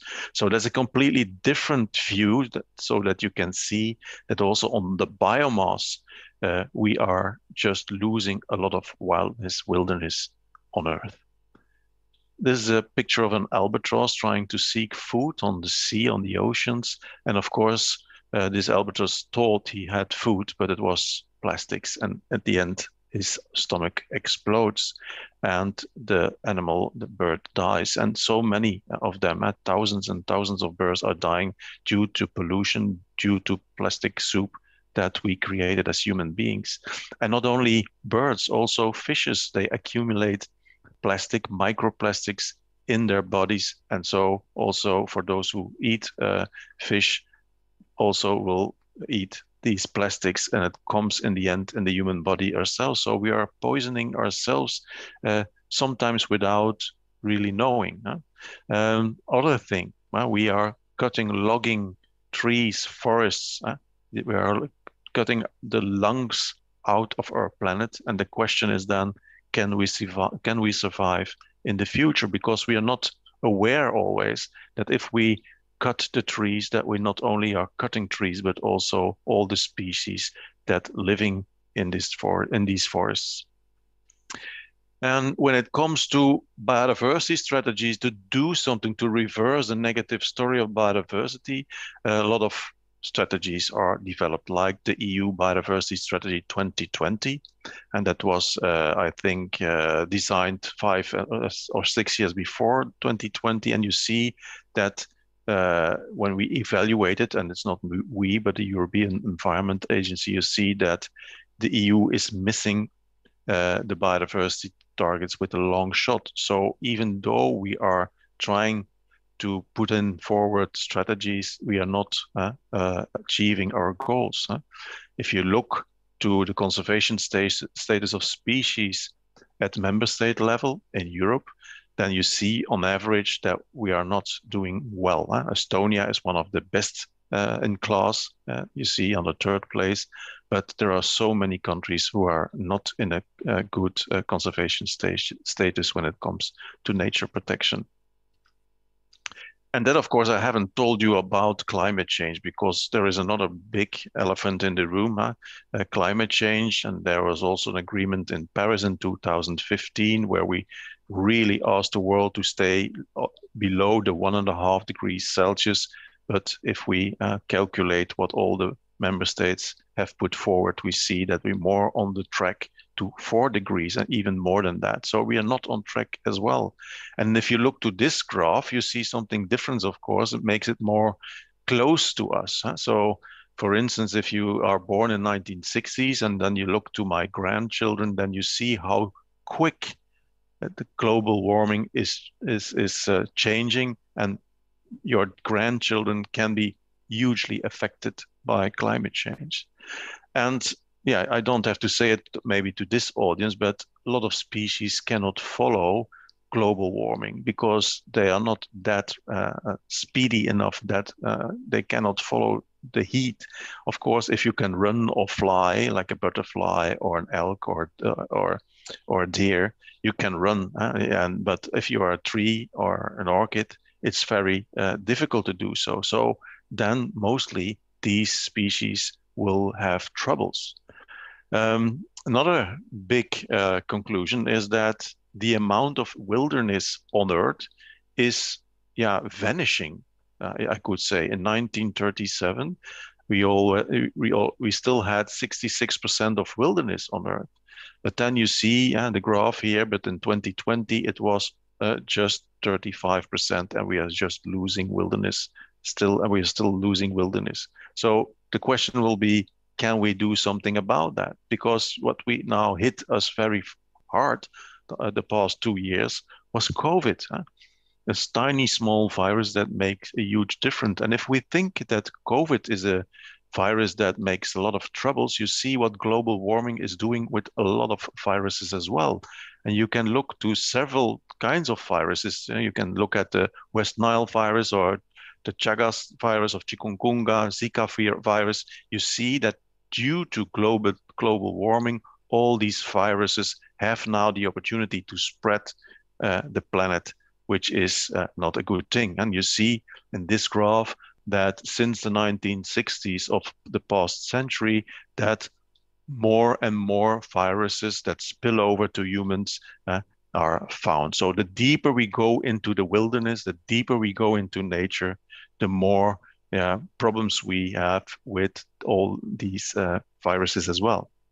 So we have to look to the planet to find solutions for ourselves. And then we need to talk not only about the birds and the bees, because biodiversity is far more than the birds and the bees. It's about our food, it's about our drink, it's about our health. And that's what I would like to focus just a moment for you. But if we look into agriculture, our food, the soil biodiversity, the biodiversity we cannot see that good because it is living in the soil, the microorganisms, they are decreasing and vanishing and extincting as fast as the other species, which we can easily see. So also in the ground, in the soil, the biodiversity, the microbiodiversity is decreasing 1,000 times faster than ever reported. It's every day, maybe, and it's not every day, but you see that there is, during the decades, less species are part of the food web, which brings a lot of problems with us. And you have to know that biodiversity, they don't send an invoice, they do it for free. So we have to watch out also for agriculture, how to deal with that, and what do we do to make it as regenerative, as ecological as possible. Because they do it for free, and you should say, why do you bring this into this presentation? Because if you look just to the bees and the value of bees, it is 153 billion euro a year that bees represent by fertilizing plants for food that we eat. So they do it for free. And you think, okay, yes, we have bees, but there are already parts in the world who are lacking bees, like the south, parts of the south of China, they don't have bees anymore. And they make a kind of a robot that simulates a bee. But if they don't have that robots, they have to do it themselves with pencils, like you see on the right picture. So they have to do it by hand. So an apple is, of course, costs there more than we think. And it's all due to, let's say, maybe our economy, where we designed a kind of economy that is failing, that is also not in harmony with biodiversity, not in harmony with nature. That's why they designed to fail. So new is almost broken. If you buy something new, a smartphone or wherever, if it falls on the ground, it is broken. So you have to buy a new. New is always waste, designed for the bin. New today is also outdated tomorrow. So designed to be outdated. and it's not functional all the time. So we have created a kind of an economy that is very disturbing our balance of our planet. And not only the soil biodiversity, so much important for our food, also our own health is part of biodiversity. I don't know if you know, but more than 150 billion small microorganisms are living on and in our bodies. And also they have kind of ecosystems together. And also in and on our body, the same situation is ongoing. So at a rate 1,000 times faster, species, little microorganisms, species on and in our bodies are extinct every day. So we have to watch out because we are talking about our own health as well. And you could say, okay, that's easy. If we see that we have a raise in temperature from 37 to 38, we feel sick. So what do we do if the planet is now already over this 1 degree Celsius on average? So we can read our body and read the planet at the same time. That these are similar. So it's a very interesting thing to take care for our planet in the same way that we do with our body, because we are trespassing the planetary boundaries, as they call it. We are trespassing these boundaries where things can occur that we cannot solve anymore, like, of course, the biodiversity crisis, like climate change, like the biogeochemical flows, like nitrogen, really huge problems that we are facing now. And that's why, of course, that more and more people, more and more organizations at the global level and also at the local level are saying there is a code red for humanity. It is alarm phase now. There is a planetary emergency. We have to deal with it. We're too long in time. If you see biodiversity loss and climate change in a timeline, you could say biodiversity loss and climate change aren't real. We long thought it isn't real, not so bad. And then at a certain moment, we thought, maybe it's real, but we were still convinced that it was not caused by humans. And now in a very short period of time, we come across that idea, oh, really, it is happening. And what to do now? Fuck, what to do? So it's time for change and make the earth great again. Now, is it possible to make the earth great again? Because the next decade is decisive. We have to halve the carbon emissions and stop biodiversity loss in the next decade. So for those people who know the story about the moonshot, where President John F. Kennedy in 1961 at the university in the United States, brought his dream to put a man on the moon. I want to have a man on the moon in the next decade, he said. So, and in 1969, the first man, Neil Armstrong, put his first foot on the moon. And it's called the moonshot. In 10 years' time, in a decade, it was possible to do a systemic change for the planet. So now we need an earthshot, not a moonshot, but an earthshot to protect our planet Earth and to protect all the species, including human beings, hopefully, to safeguard in the future. So, but if we have to connect these parts, these puzzle parts, these things, we have to watch out that we do it correctly, of course, and mind the gap. How can we do it sustainably, correctly for the future? And there we have to take responsibility. We as human beings have to take responsibility because value is in the eye of the beholder. Wolves, they cannot solve the world, or wolverines cannot solve the world. We have to do it for them and for us, of course, as well. So we have to shift from an ego perspective where we think we are on top of everything and we can lead and on everything. We have to think more on an eco system where we are part of biodiversity, part of a planet with so many more species. We have to follow nature's design. And that's what you see. We try to, again, make policies to do so. The Sustainable Development Goals, you see on the right-hand side, a graph where the 17 Sustainable Development Goals are included. But what you see on this screen as well is that the biosphere is the basis for the society and for the economy. On the left-hand side, you see the triangle, if you want, of of sustainability. And you see there is a shift now going on, that we come to senses that say, if we don't have the biosphere really good preserved and restored, it is not possible to build a sustainable society and a good economy. So lots of theories are developed, and you see now that it's like the nature-based solutions, or like One Health, and also with Europark, with healthy parks, healthy people. You see that now nature becomes part of system change, and is maybe the basis of system change. If we cannot be regenerative on this, we will fail.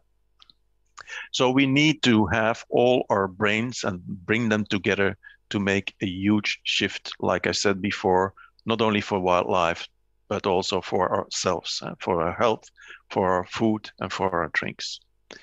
This is one of the most interesting scientists that passed away. He died, I think, a month ago, Edward O. Wilson. He was an ant specialist. I was lucky to meet him several times during my life. And he said to me, the most dangerous worldview is the worldview of those who have not viewed the world.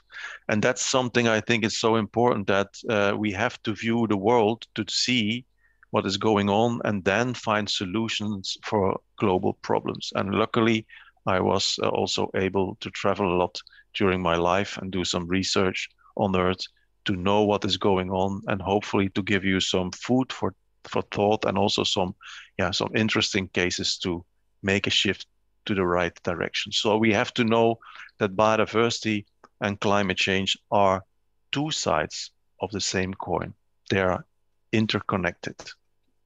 And we have to start to think as system thinkers, not thinking as individuals, but together, thinking to come from a linear economy, which is now still going to a circular economy, thinking not in separate parts, but in wholes, thinking not in disconnection, but thinking in interconnection, thinking not in isolation, but in participation. So we have to completely shift our thinking for the future. And we have to set a goal, of course, to become nature positive as soon as possible. That was the decade what I was talking about. We have to try to make it sure that we come out of this negative trend and go into a full recovery up to 2050 with biodiversity as well. When I was some years ago in Sydney in Australia, the Jonathan Potts, the professor director of the Global Health Institute of Wisconsin University, he said, "It is my opinion that conservation and park management can save more lives, promote more health, and deal with more ill health than the public health sector can achieve." So he said, well, nature can save more lives than the medical world can. For me, it was an eye-opener, because then you can say that COVID is not a disease, but a symptom of an exhausted planet. So we have to think completely differently. So the restoration of our natural capital, our natural ecosystems, is the best vaccine. Of course, we need to be vaccinated, but you see that if we can restore biodiversity, all these viruses can stay in these systems where they belong to, and do not bring harm to human beings. So we have to look up and see where we are heading to and what is coming to us. And luckily, globally, there are a lot of collaborations, like the United Nations Convention on Biological Diversity, UNCBD, that is now making a new decade report on how to evolve in the next decade. They made a Kunming is a city in China, Kunming Declaration to build a shared future for all life on Earth, and to protect 30% of all wildlife on the sea, or in the sea, or near the sea, and on land. And you see another difference also at the political level, at the EU level. You see not jobs, jobs, jobs, and economy, economy, economy, but now you see that they start to think about a Green Deal that is based on our, let's say, natural resources that we still have, with also a financial bazooka aligned with it to make things happen. With the new biodiversity strategy for 2030, where also the 30% protection of wildlife on land and on sea is included already. And Ursula von der Leyen, the big chief of the EU, said in Davos at the World Economic Forum 2 months ago, I would like to have a Paris-like agreement for biodiversity. So she knows, or at least she says, that also we have to make ourselves some really objectives and goals to achieve them, and also that we can really go to countries, to member states and say, hey, you have to do more for that. The other interesting thing we see is that at the World Economic Forum in Davos, you see the World Economic Forum. For you have to know these are the big industries, the big economic chiefs of industry. They are coming together every year in Davos, and they make a risk report every year. And the last 3 to 5 years, the top 3 risks for the world economy are related to environmental problems. So also the economic sector has the insight now that if they don't secure, if they don't protect wildlife, they don't survive themselves. There is no business on a dead planet. And also McKinsey as a company, a consulting company, they are now setting up methodologies to help big organizations to conserve, to protect, to restore wildlife, incorporated in their businesses, what they are doing. And also new theories, economic theories are coming across now. Like, most famous, I think, Kate Warwood, a professor at the Oxford University, with the donut economy. And for those who followed the presentation really well, you see again on the back of these pictures, these planetary boundaries. The donut, we cannot go further than these planetary boundaries for her brought into this donut and to do our economy in the future. So our circular economy in the future would be designed to perform where new never breaks again, where new is never waste again, and it is designed to be circular, where new today is all stable for tomorrow, and where new is needed and functional. So this is the shift that we start to make. Also, Marina Mazzucato, another economist from the university, is really doing really well and good thinking about how to transform our economy and still have a lot of good well-being for ourselves. If you have viewed the world, of course, then you have to do some at the local situation. And maybe this is a good, let's say, direction, a good methodology, or just some good, interesting food for thought, that if we can become latte-proof, and I think for sure, because I know a little bit about the Baltic states, you have a lot of latte included still, luckily, in your countries, and for sure also in Estonia. And latte-proof, and latte is an acronym for local, authentic, traceable, trustworthy, and ethical. So if we can do and organize and design and develop our things locally, authentic, they're real, they must be real, they must be traceable. Where does it come from, with respect of nature or not? If we can be trustworthy and ethical related and ethical responsible, we can really be successful. So we have to design a kind of a Swiss knife, a Swiss knife, where we think locally, global problems maybe, but local solutions. Which skills and capacities these skills and capacities differ from country to country, from region to region. In my country, in my organization in Belgium, we designed a Reconnection Model because, like I said, value is in the eye of the beholder. We give value, people give value to nature. So we have to reconnect people with nature so they know, they feel, they sense the value of nature, to reconnect nature with nature, people with nature, business with nature, and policy with practice, based on international agreements and goals.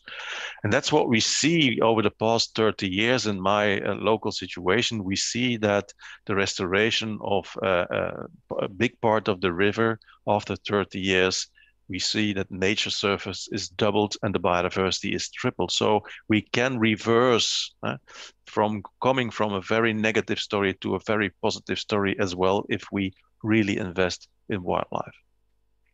The other thing is that if you compare national parks also in Belgium and do a calculation on the socio-economic benefits of ecosystem values, then you come to devastating numbers. So 191 million euros is the turnover of one national park in Belgium, including 5,000 jobs directly and indirectly. That is a huge amount of money, and based on that, the social economic outcome, and hopefully not alone for that, because it's also about intrinsic value. That's my heart, but I translated it into a socio-economic language. Now there will be 5 new national parks in Belgium because they know that safeguarding wildlife is also good for the local community. And to give you a kind of a flavor, so the Cambridge University did some research on the amount of visitors and the amount of money that is going around protected areas worldwide. There you see that approximately 8 billion visits every year to protected areas. And they have a lot of money to spend. $600 billion is spent in the surroundings and in these protected areas. So it's a huge economic sector as well. And doing research in that, and also research done in Finland, but also in the United States and also in Belgium, we see now that we can come to this conclusion that if you invest €1 in the protection of a park or a national park or a big nature reserve, it brings €10 back to the local community. So it's a huge, interesting investment that regions can do because it brings a lot of money to the region as well. So we need to take into account that biodiversity, natural ecosystems are our sponge because they overcome flooding for the people living in villages and cities.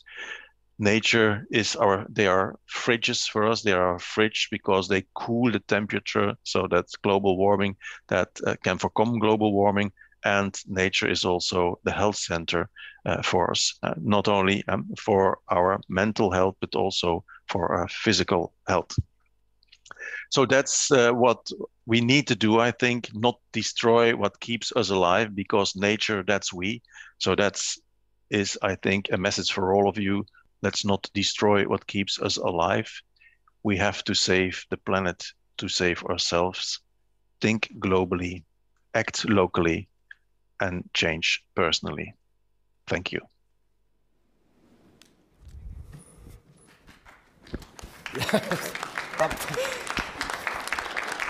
Te plaksutate ikka ettekande, mitte meie peale, eks ole? Väga tore jah, et see oli siis selline suure pildi vaade, mille Ignace meile andis. Tegelikult on talle võimalik ka küsimusi esitada küll, aga veebi teel, ja millele tuleb hiljem sinna konverentsi kodulehele ingliskeelne vastus, aga üks küsimus, ma saan aru praegu, on ka laekunud, et kuigi Ignace vastata ei saa, aga ma ikkagi võib-olla siis Silvialt ja Maielt, kuna see natukene küsimus oli teie teemaga sarnasem, ja see küsimus oli selline, et kuidas inimeste käitumist muuta. Et ma ei tea, annan teile mikrofoni, äkki te siis oskate kommenteerida seda. See on väga hea üleüldine küsimus. Ma arvan, et see tuleb vanusest sõltumata kõigile kasuks mõelda. Kuidas? Sellel ei ole ju mingit selget vastust. Iga inimene saab ainult ise oma käitumist muuta. Aga mingi idu?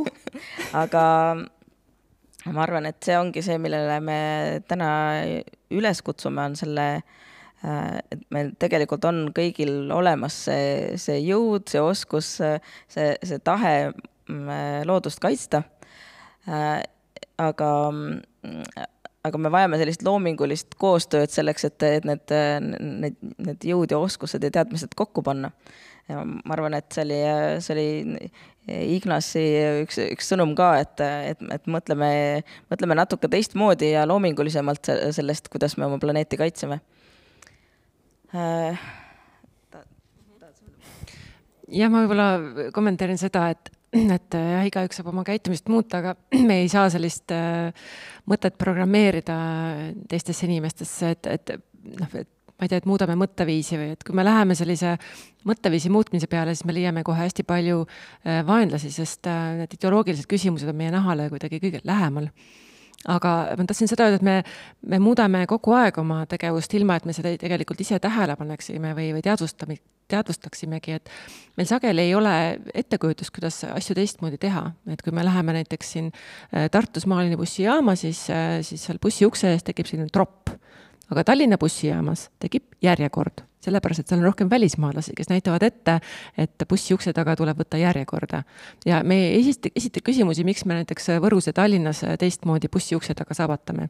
Et sageli lihtsalt selline eeskuju ettenäitamine muudab aru saama, mis asi on normaalsus.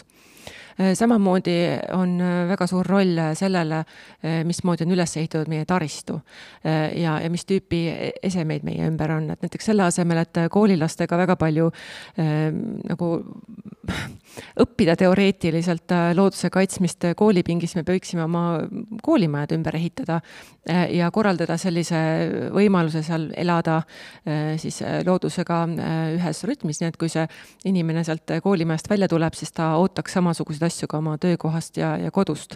Et alates sellest, et sa saad koolis süüa näiteks mahetoitu, et see ongi norm ja et koolis toimub ringmajandus ja selle juurutamisel siis näiteks saavad lapsed kaasa lüüa. Ja, et väga palju selline meie väline maailm, teiste inimeste eeskuju ja terve rida igasuguseid reegleid, mida kujundab see, kuidas me loome teenuseid, informatsioonikanaleid, et see kõik on meie käepärast ja neid muutes me väga sageli ka ei põhjusta neid vastasseise, mida me näeme.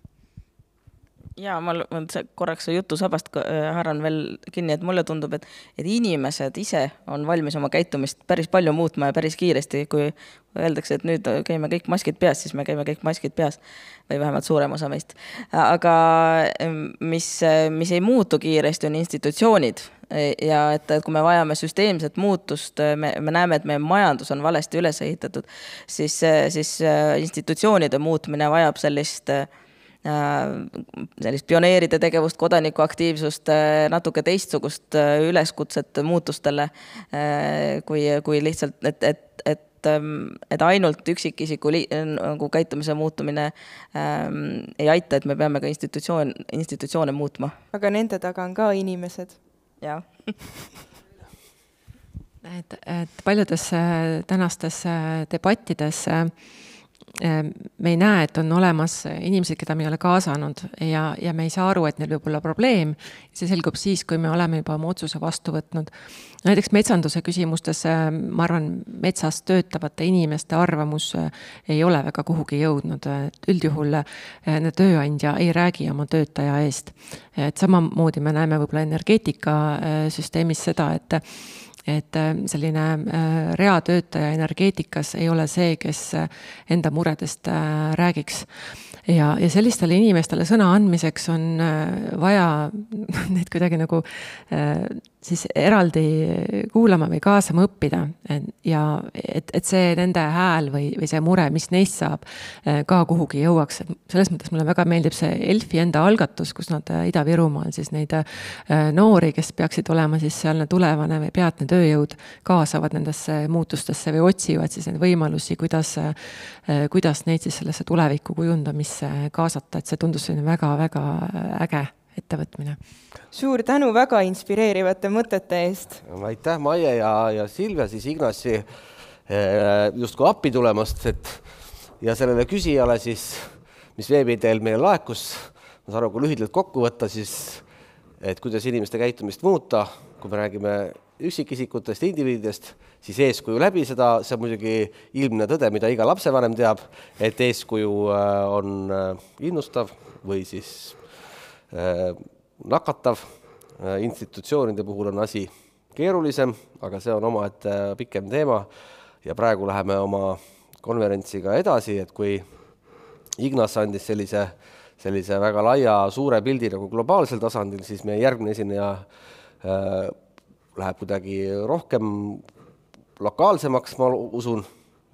Jaa, Hollandi vabaühenduse Commonland maastiku arhitekt Bas van Dijk. Ja tema esitleb meile siis Commonlandi maastike taastamise mudelit, millel on 4 sammast. Esiteks, maastikud peaksid olema inimestele inspireerivad. Nad peaksid pakkuma inimestele nii erialast kui vaba aja tegevust. Kindlasti maastikud peaksid võimaldama looduse hüvesid, nagu näiteks viljakad mullad, elurikkus, puhas vesi ja süsiniku sidumine. Ning kõige viimaseks peaksid võimaldama maastikud ka inimestele püsivat rahalist sissetulekut. Ja nii palju veel oleme siia ettekande ette teada saanud, et Basi arvamusel, et kui siin samagi vaatasime eelmist ettekannet, siis nägime neid seda tohutut probleemide kuhja, mis siis inimkonna ees justkui seisab hetkel ja lähiaastakümnetel. Ja Bas jällegi usub, et kõik väga paljude selliste väljakutsete, siis põuad, üleujutused, kliimamuutus, vaesus, epideemiad, põgenikevood, et vastuseks või lahenduseks sellele, et nende põhjuseks, vastuseks saaks olla nagu rikutud maastike, degradeerunud maastike taastamine. Et selline terve ja hästi funktsioneeriv maastik võiks olla vastus nendele probleemidele, aga hetkel oleme me ikkagi rohkem neid maastikke hävitamas, kui neid taastamas või loomas, aga millised võimalused siin on, et sellest siis Bas van Dijk, ma loodan, oma ettekandes meile aimu annab. Ja eeskujuks on ta meile kindlasti taaskord ka kaasamise vallas, sellepärast, et tema usub, et kõike seda on võimalik muuta just läbi kogukondliku kaasamise ja kuulamegi siis, kuidas see täpselt käib. Üks praktiline veel teade on neile, kes meil veebi teel jälgivad ja kes siis tahavad kommentaare ja küsimusi sealt esitada, et ma saan aru, et me näeme osade puhul, et te seda teete, aga kui teie sätted on väga privaatseks seal seatud, et ainult sõbrad saavad näha neid, siis meie neid korraldajatena ei näe, nii et kui te tahate, et need ikkagi meieni jõuaksid ja me neid saaksime edasi küsida või siin teistega jagada, siis peaksite oma privaatsussätted vähemasti selle konverentsi ajaks üle vaatama. Ja kes on siin saalis, siis ärge unustage. Pange mõtteid kirja. Aga praegu Bas van Dijki ettekanne siis Commonlandi tegutsemistest. First of all, I'd like to congratulate Estonian Fund for Nature on their 31st birthday today and all the achievements they've made so far. They've invited me as a guest speaker today, asked me to explain a little bit about the work that we do at Commonland in the Netherlands and around the world. My name is Bas van Dijk. I'm based in the Netherlands, in Amsterdam, and I work at Commonland as a landscape developer. That means that I'm developing programs for landscape restoration with our local partners around the world. I'll explain a little bit about the work of Commonland today, and we'll also dive into a case in the Netherlands, in the Western peat meadow areas, which is a former peat bog, as the name already says. We'll go into a little bit more of the details of what this work looks like in practice for us and the problems in that specific landscape, because I understand wetlands and peat bogs are, of course, also an important part of the work in Estonia when it comes to nature conservation. There's only limited time, so I'll go through the presentation quickly, but there's time afterwards for a Q&A, so please save your questions for them. So let's get started. First of all, what is landscape restoration? Why is it important? Why did we decide to focus on this topic as Commonland? Well, we live in a time, of course, of very big global problems, pollution, natural disasters, climate change, food security, droughts, poverty leading to conflict sometimes, as well as migrations. And we find that at the source actually of most of these challenges, a big part of the cause of these are the degradation of landscapes. If we degrade the landscapes around us, we get less food or food insecurities. We get all kinds of insecurities, and that can lead to conflicts as well. And it's not a small problem either. It's about 1/4 of the world's landmass currently being seriously degraded from centuries of human activity, and this number is increasing rapidly every day still. So 1/4 of the world's landmass is quite a big challenge. Fortunately, mankind has created the problem, but we can also reverse it. So there are already some examples around the world, and this is maybe the most famous one. The Looduse Plateau project in China from the Chinese government and the World Bank. they've managed to, in about 15 years' time, transform this system and its areas about the size of Belgium to a thriving and green system again. Now, we can discuss a little bit about the method that they chose to work with the local communities on restoring the system, but at least the case shows that it's at least technically quite possible to restore landscape size ecosystems and make them productive again. Yet despite this, and some of the other examples around the world, we are still, as I said, losing lots of land to degradation much more quickly than we are restoring landscapes around the world. So somewhere we're still not quite achieving enough scale.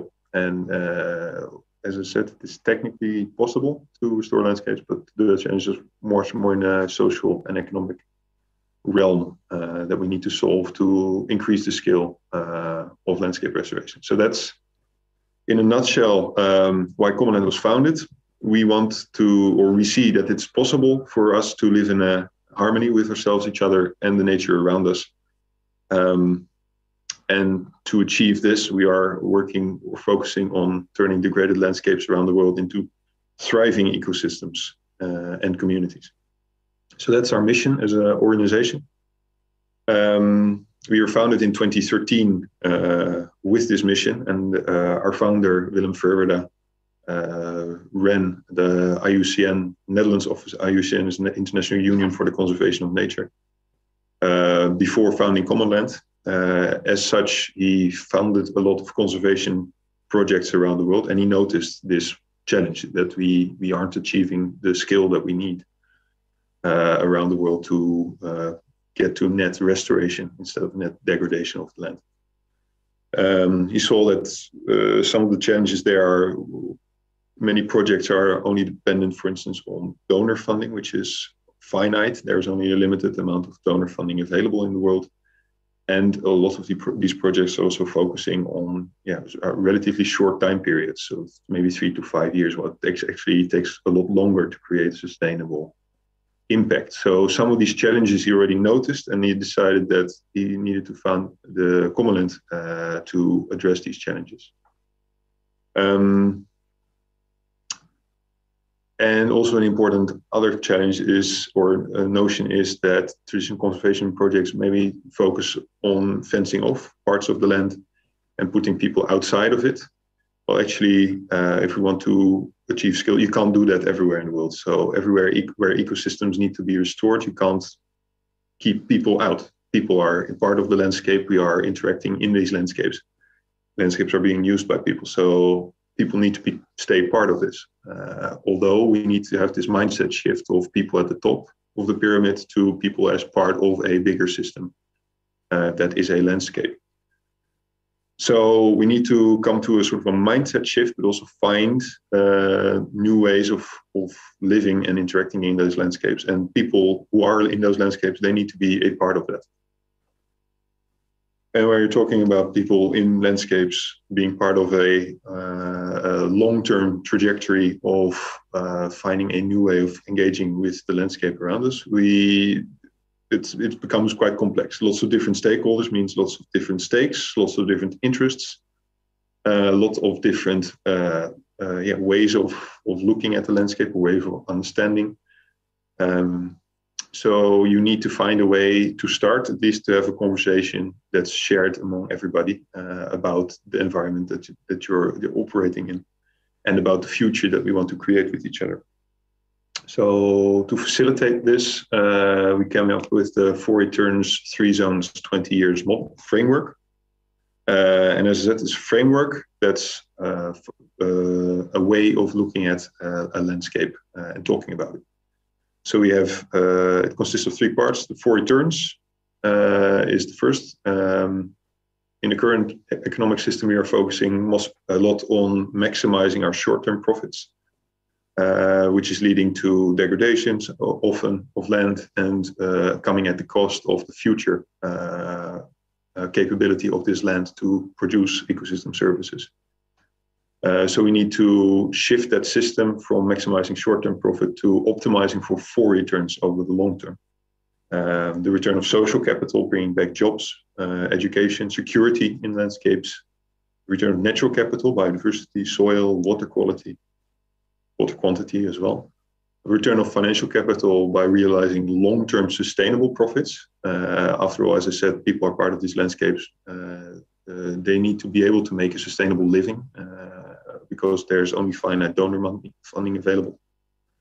And the return of inspiration, that's the fourth one. It's actually the most important one. It's actually giving people the sense that there is a different, that you don't have to be stuck in this downward spiral of keeping to, endless growth. For farmers, often of decreasing profit margin, becoming more and more difficult, more and more pollution, less and less nature around us. It's actually that there are different pathways possible of living in a landscape and making sustainable, creating a sustainable economy, basically. So it's that's often the spark, the inspiration that gets people moving again in a different direction. So that's for us, it's the most important one. The second part of the framework is the 3 zones. We're saying that if you are looking at a landscape, you can discern 3 different kind of zones in the landscape, and they are part of they are all necessary, all part of one system, and they all depend on each other. So you have the natural zone, where nature is the main land user. Economic zone, where people are the main land users. So you can think of maybe urban centers or industrial estates, industrial farming, high-intensity farming. And then the third zone, which is often lacking in today's landscapes across Europe and across the world, are combined zones, which is actually a combination of both. So nature has a big place in it, but also there can be some productive use. They are all interdependent. So the economic zone is depending on ecosystem produced in the natural zone to exist. If there's no food, no fiber produced, then the economic zone can't exist. Natural zone and combined zone are depending on financial streams from the economic zone to be restored, to be able to provide those ecosystem services. And wherever you have a natural zone bordering directly onto an economic zone, you often get conflicts. So you need all 3, and they're all 3 part of this system. And the third component of this framework is the 20 years. It takes quite a while if you're wanting to create this mindset shift in those landscapes with the communities there. If you want to create a new kind of economy based on these 4 returns instead of focusing on just 1 return. And it takes quite a while to restore ecosystems. It's a 20-year-old tree is still not a very old tree. It's still quite thin. But the 20 years is about the maximum that you can stretch the imagination of a policymaker or of an investor. They're more used to 2, 3, maybe 4 years planning cycles. 5 years is maybe already long term for them. So the 20 years is a little bit of an arbitrary meet in the middle kind of year. And we find that this framework is really relatable and really understandable for for all the different stakeholders, be it farmers, be it policymakers, investors, people living in the landscape. So it's a nice way to get the conversation started. With this framework, we started developing and testing our approach. Of course, we based our approach also on the work of many other organizations, such as the principles of the ecosystem approach that have been devised in the early 1990s. And we started doing that in 4 different landscapes, 1 in Spain, 1 in South Africa, 1 in Australia, 1 in the Netherlands. And at the beginning, we were convinced that these are quite different landscapes, different cultures, different contexts, different climates. They would all need their own unique approach. But fortunately, as the years passed, after 2 or 3 years already, we found out that there are actually lots of parallels. So it was a very positive surprise, especially if you're talking about scalable solutions, because it means that you don't have to reinvent the wheel for every single landscape that you engage with. There's actually lots that you can learn from each other. So that's also influenced the way we have positioned Common Land in recent years. Is we're much more focusing on facilitating local partners around the world in their work and facilitating a lot of exchange of lessons learned between the different landscapes. And also trying to make those lessons learned also available to the wider public. So we try to make everything open source and publish as much as we can, making it available for many organizations working on this topic as we can. And some of these principles, I'll go through some of these quickly, are that we distilled over the years. One is holistic solutions. So we want to address the system as a whole, instead of focusing on just one or two of its parts, because then you are only addressing symptoms and you need to solve actually the root of the problems. So we want to focus on holistic solutions in these landscapes. We need long-term commitment. System transformation is a slow process, as I explained. Local leadership and ownership is actually paramount. So what doesn't work is if we here in Amsterdam come up with a very nice program design and then deploy that into a landscape in Africa or in Asia or wherever, because it won't connect to the local context. And although there are many parallels between different landscapes, you can't just copy and paste an approach. You need to adapt it to the local context, to what's needed locally. And actually, it's also not needed to come up with new stuff from our end, because wherever we go in the world, and we're working in a little bit more landscapes than those 4 original ones right now, we always find already a plethora of really great initiatives run by local organizations, by local communities. So we are focusing much more on building on what's already there and building capacity in the landscape and supporting that in the various ways, rather than coming up with new stuff ourselves. Fourth one, trust is key. So if you're talking about landscape stakeholder collaboration and about being there for the long run, you need to be trusted as a partner. So everything we do is about transparency, is about being open, being about having no agenda, so that you are being perceived as a reliable and trustworthy partner, because that's the only way you can collaborate productively in such a context. It's really, really important. Fifth one, think big, start small, act fast. 20 years and landscape scale is quite big. So we dream big. However, if you try to plan out a sort of a year program across a whole landscape, that's impossible. Things will change over time. You don't know everything. So rather than trying to do that, we make sort of a vision together along with all the stakeholders in the landscape of what the landscape could look like in the future, the direction that we want to take. And then we just get started doing stuff. And we try something small that we can literally start maybe tomorrow or next week. That hopefully will get us one step further towards that big vision.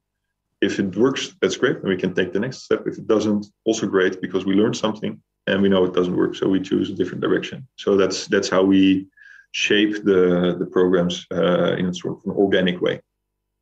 And the sixth one is to go where the energy is. Don't try to convince the whole landscape, every single stakeholder to collaborate with you from the get-go. Work with those who are already inspired, who are already innovating first. Create showcase examples, and then others will start to see that and will start to want to be part of that. So it grows slowly across the landscape over time. We saw that, for instance, with the farmer networks in Spain or in the Netherlands. We started out with 20 farmers, but within a few years we reached 250, 300 members to those networks, just because of word of mouth and because we were able to create a few very nice showcases that people saw. Oh, actually, if that's where you're going, I want to be part of it. But they wouldn't have joined from the beginning. So now the example from the Netherlands of what this actually looks like in practice. This is the partner organization that we're working with there. It's a little bit of a play on words. It means us land or we land, but it's also a slightly misspelled way of writing meadow, which there are a lot of in this area. We are in the central western part of the Netherlands, and this used to be a huge peat bog until around 1100 AD. We started to drain it from the water. Oh, sorry. And this is what it used to look like. Then we started draining, first with windmills, then with steam pumps, now with electrical pumps. And we also dug away a lot of the peat to use as fuel. So that's resulted in the fact that lots of the land is below sea level. And because it's below sea level, water seeps through the soil into those holders, as we call them, and they keep filling up with water, which is very annoying. So we need to keep pumping. And the bigger the difference is between the sea level and the land, the quicker the water seeps in. And it's also becoming increasingly saline, because a lot of that water that's seeping in is actually seawater, which is, of course, leading to problems for the farmers in that area. And it's becoming a big cost to society to keep pumping. Pumping gets increasingly expensive. The land is also subsiding up to 2 to 3 centimeters per year, just because the peat that's being drained is being oxidized into the air, which is, as a side note, also leading to quite a lot of carbon emissions. It's being estimated to equal about 3 million cars on the road each year, just the oxidation of drained peat from the Netherlands. Also quite a big challenge. So those are a little bit the issues in the landscape. This is what it looks like. Lots of meadows, as I said, mainly dairy farming, intensive dairy farming. And also the farmers are experiencing lots of challenges related to the modern industrial kind of style of high intensity farming, meaning pollution, meaning very small profit margins, and very difficult for them to keep in business, especially with increasing amount of rules that they have to comply with.